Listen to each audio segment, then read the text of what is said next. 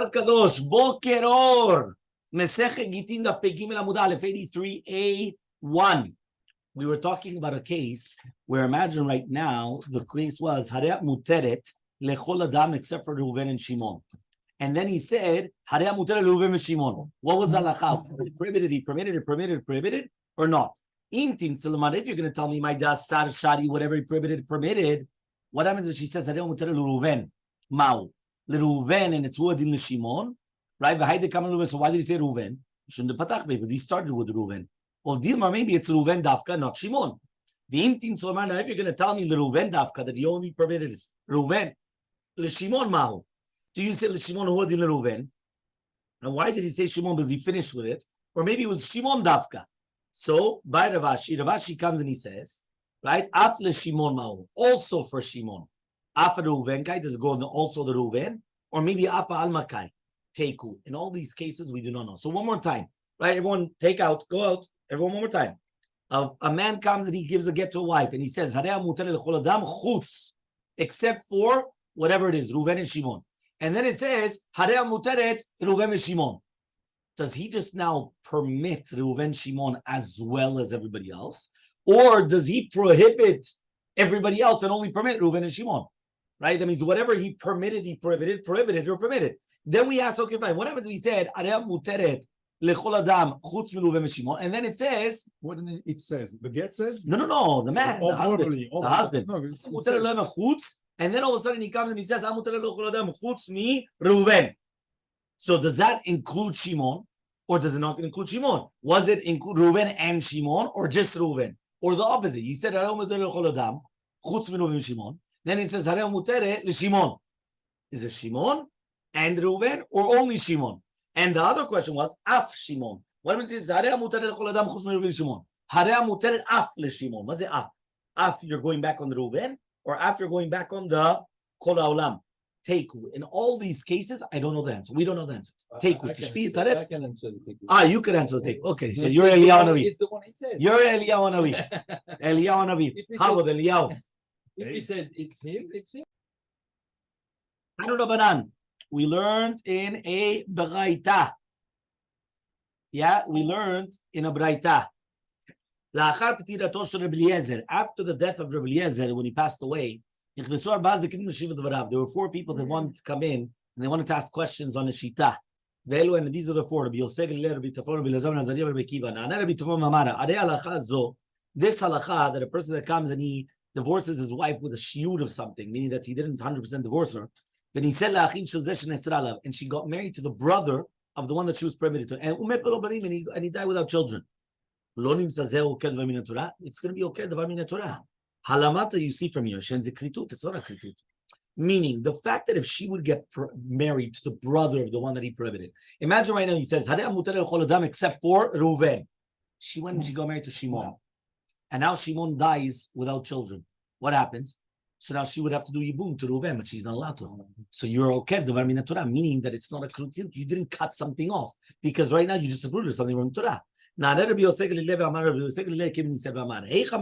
see Asur lezeh umutar lezeh? Where do we find in the Torah something which is prohibited to one man and permitted to another man? Hasur asur lakol. Whenever it's prohibited to everybody. Mutar to everybody. Halamata shazakritut. Meaning it doesn't exist, right? Asur for the Kohen and not for the Levim. That's different, but that's all the Kohanim. So one Kohen. You understand? Meaning that it doesn't exist that for one man it's mutar, another man asur. One man who's no. You're right. Kohanim, it's all Kohanim are prohibited in something. Or all, you understand? But not for this one mutar, this one's asur. It doesn't make sense. And you're both Israeli, or you're both Kohanim. You understand? And we're not talking about obviously family members. He says,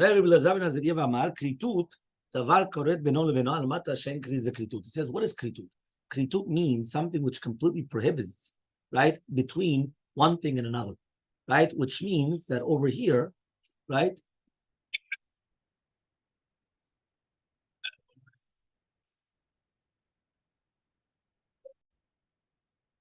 Rabbi Akiva comes and he answers, Amar, imagine right now this woman comes and she gets married to somebody from the shuk. She has children. And then she becomes widowed or divorced. And then she comes and she gets married to the one that was prohibited to her. Lo nimsa shaget batel. It comes out that the get is going to become batel and banei mamzerim. That's not kritut. How can you have it that only afterwards she comes and she gets married to somebody that she was prohibited to her? One more time, the husband comes and he says, except for David. Yeah? Which David? David Job. Yeah? What happens? Yeah? He comes and she gets married. She has children. She becomes widowed or divorced. And afterwards, she gets married to David Job. So what happens?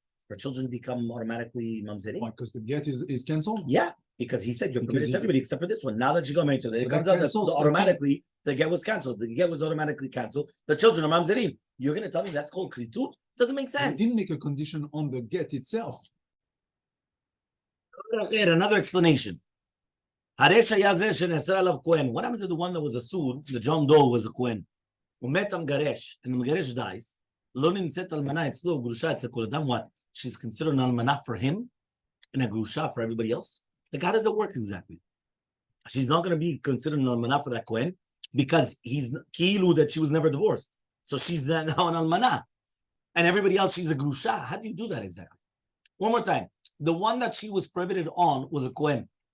So now, when the one that divorced her dies, so now for this kohen, she's considered an almanah, not a grusha. Because it was never a grusha, because she can never get married to this guy. So therefore, if she would have gotten married to that guy, the get wouldn't have been good. So then she's an almanah. He died after giving the get. Yes.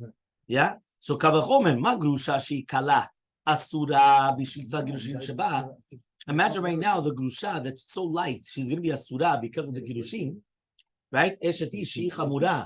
And eshetish, which is chamura lo kol sheken. Halamata shen zekritut. I mean, Yeshua, after the deaths, you cannot come and ask questions on the line.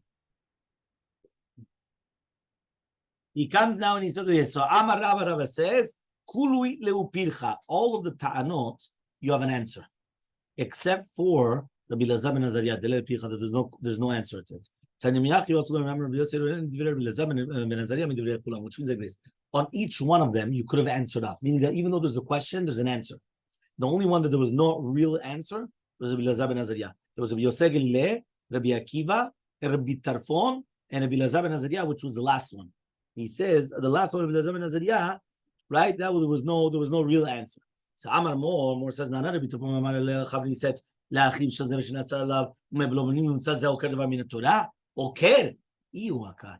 He says what? The first husband was the one that was oker the mitzvah tibum. So therefore, it was ne'ker me'elea. There was nothing there. Ella matne la'akor davar min haTorah. He was matne to be oker davar min haTorah. Matne mi kama l'sagila de lo mitzvah le'lechu de gavra. He says what? He says you can't get married to everybody. He says you can get married to everybody other than this brother. What do you want? Ella gorem, you're causing it to be oker davar min haTorah. Gorem ella me'ata bat achiv lo yisa. Don't get married to your niece. Why? Because Shema Yamu B'Lovani. Maybe he's not going to get married without children. I mean, so that means there's a mitzvah to get married to your niece. Oh, yeah. Never get married to your niece. Why? Because if you're going to get married to your niece and the guy dies without children, now the brother, which is basically the niece's father, will have to get married to her. She can't do that. It's ibum. So you just said Karmin Davar Min Torah. So if you don't get married to your niece, so Hainu Pircha. That's the question which is against him, meaning that Kilu he wanted to ask against him. And said, "Yeah, you're being Oker Davar Min Torah." Says, okay. So here also don't get married to your niece. Uvemai. So what are we talking about then? If you're going to tell me chutz, Eliezer said that it's going to be permitted. She went and she got married to somebody from the shuk. And she became widowed of divorce. That she's going to be permitted to the one that she was prohibited on to her. But rather be'almenat. It wasn't chutz, it was almenat. That was what John Paul was saying before. Right? That there's the concept of chutz, which is except for, and almenat is on condition of. So on condition is different than except for. Right? Next. Where do we ever find that it's forbidden to one man and permitted to another one? He says asur lekol, mutar lekol. It's always asur is asur lekol, mutar lekol. He says the question that John Paul asked. What about truma and kochim?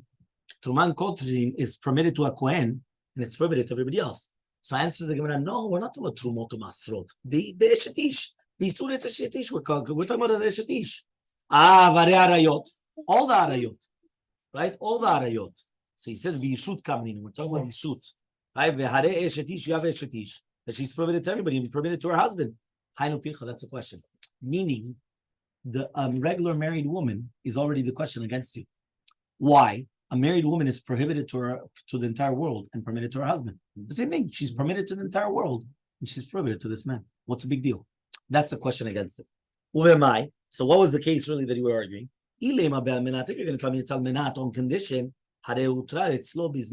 she's permitted to have znut, meaning she was just not allowed to get married to him, but she could have znut with him, or rather with chutz, except for. You understand? Because again, basically here, when he says except for, it was talking about to get married to them, not to have znut with them. Next case, the Rabbi Akiva. Rabbi Akiva comes and he says, what happens if she went and she got married to somebody from the shul? Then afterwards she was nitam and garsha, and then afterwards she went and she got married to this guy. What? She's going to make this guy now. She's going to make now her children the get batel madem mamzerim. So Yahachi, if so, so you know what? In any tonight don't get married.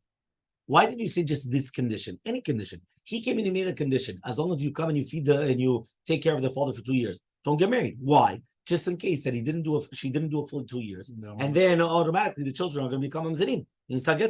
So that's the question against him. So what was the question there? You're going to tell me now with chutz. Misha Shad Eliezer said it's going to be permitted. So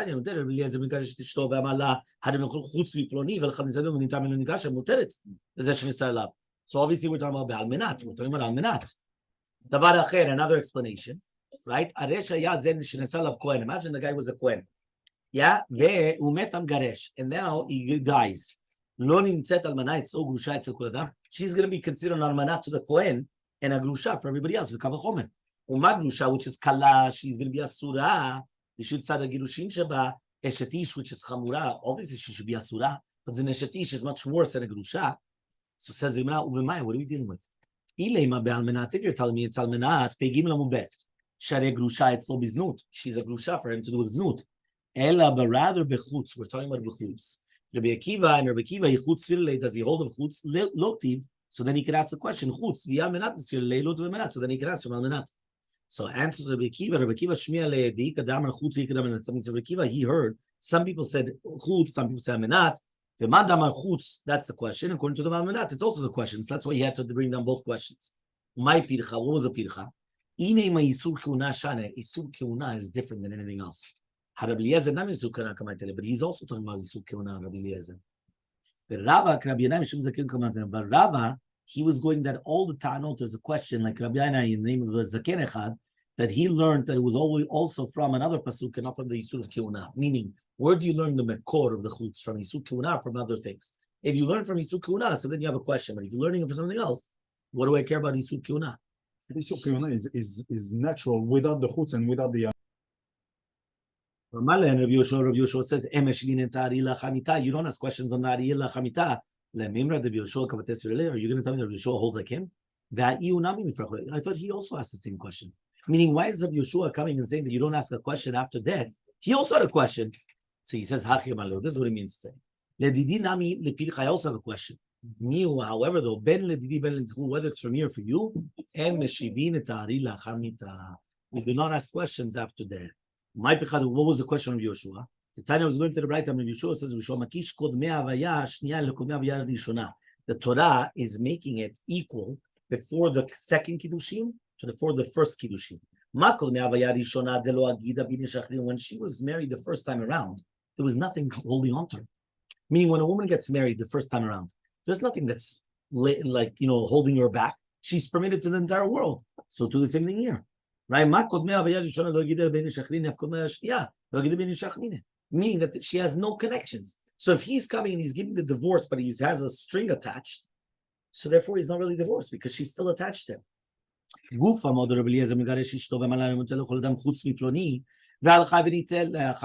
imagine right now, a person comes and he says, except for this person.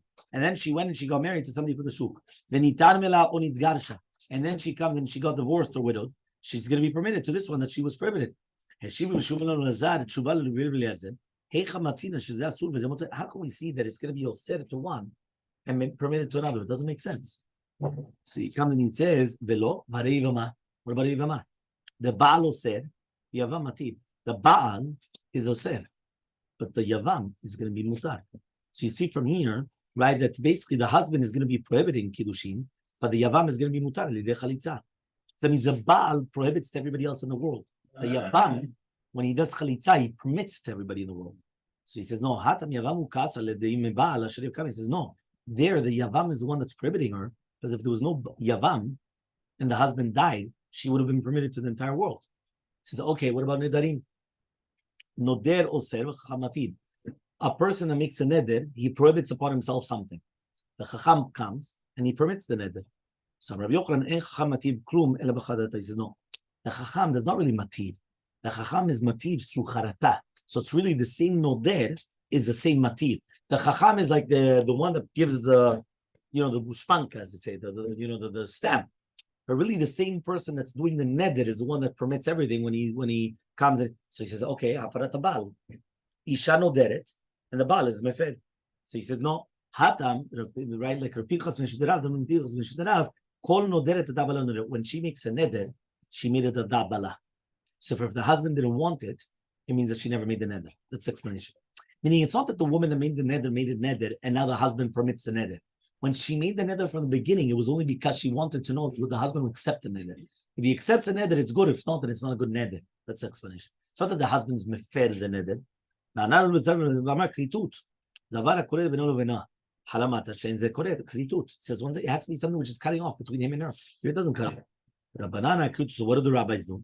For that which we learned in the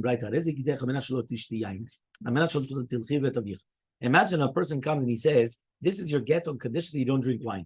Or this is the get on condition you don't go to your father's house. Leolam, forever. Ends the kritut. It's not kritut.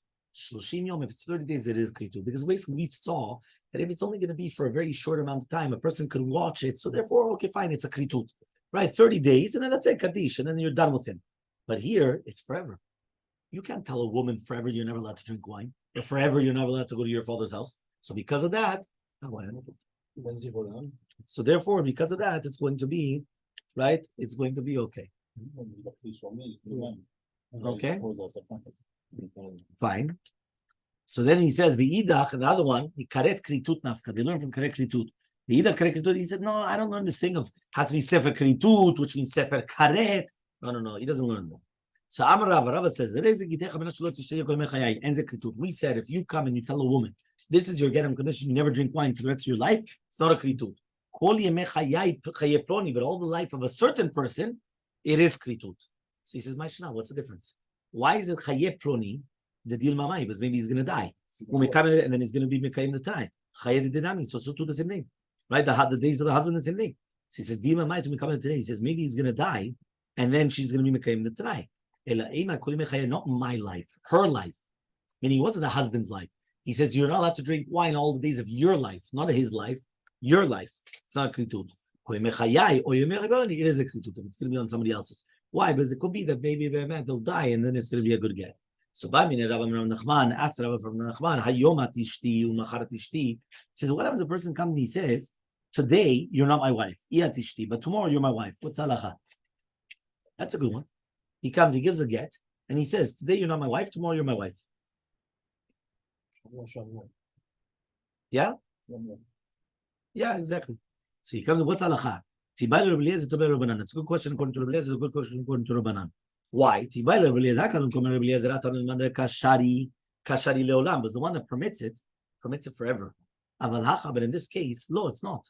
Well, maybe there's no difference. So Tibayla Rabbanan, or there's a question according to Rabbanan, when did Rabbanan say it? That he didn't completely cut it off with her. But over here, she went and she said, you're mutar leoto yom to anybody. So therefore, given the paska, maybe it stopped. Meaning, okay, fine. Tomorrow she's gonna be his wife again. But today she was permitted to the entire world. The other case, she was not permitted to the entire world. There was something hanging on. But in the second case, she's permitted to the entire world today. You're right. Tomorrow she's gonna be his wife again. 1 day. Yeah, it's like a get for 1 day. It's an interesting concept. Yeah. So, but the first after they asked the question, they actually answered it. Mistabra, whether according to Rabbi Eliezer or according to Ram, given the pasuk. Once you stopped it, you stopped it.